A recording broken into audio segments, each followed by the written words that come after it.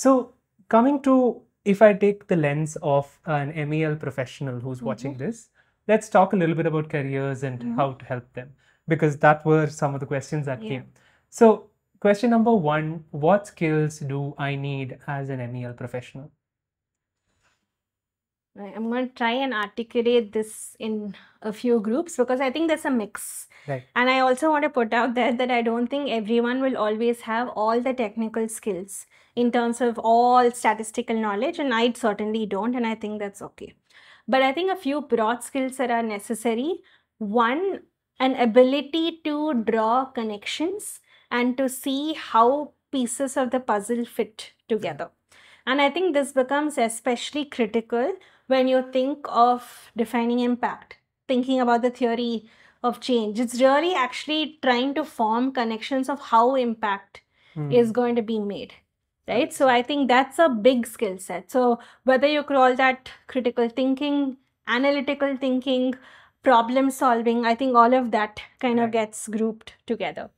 I definitely think there are certain core technical skills, and I think it definitely helps to have an understanding of survey design, understanding of tool design, understanding of evaluation methods, of data analysis, which is the most common one. And I think it's also, when you are building an MEL team, I think it's also to have an outlook that you may not always get all of this in one person, but it's important for your team to have that mix, and for that professional to also grow expertise along the way.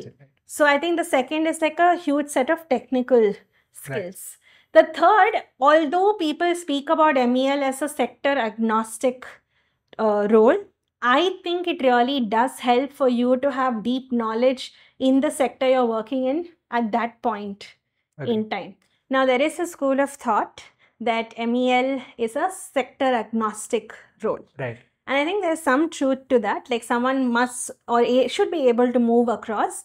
But while you are in that organization, I think it's very beneficial to build that kind of knowledge, because you can actually then ask the critical questions, if not have all the answers. Right. I really felt like my biggest contribution within this whole space was when I'm helping define impact, I'm also doing research on what that looks like in different spaces. And that requires, if not full knowledge and interest in the sector, right? Similarly, while we're making meaning, asking the right questions of what the data is telling us. So I think that's an important skill set. Finally, I would think of communications and stakeholder management. The latter are skills I realized much later in my career, and it's exactly for the dynamics that you spoke about. And I would think this is actually a common skill across the roles in this space. But communication, right, which is, I'm learning all of this. How do I communicate this in a simple, user-friendly manner to people who are not necessarily in my context or do not necessarily fully get into the details in terms of jargon speak? So I would think these are four groups of skills. And hearing these, I can understand why more and more MEL and strategy are merging. Because these are the exact skill sets you need in any strategic role. And I've been hearing someone who's who we both know, a very seasoned MEL professional. She was laughing, saying that, yeah, I seem to have become a strategy person now. Suddenly, I'm being invited for strategy meetings. So, and second question on the career aspect, what are some resources that you would recommend?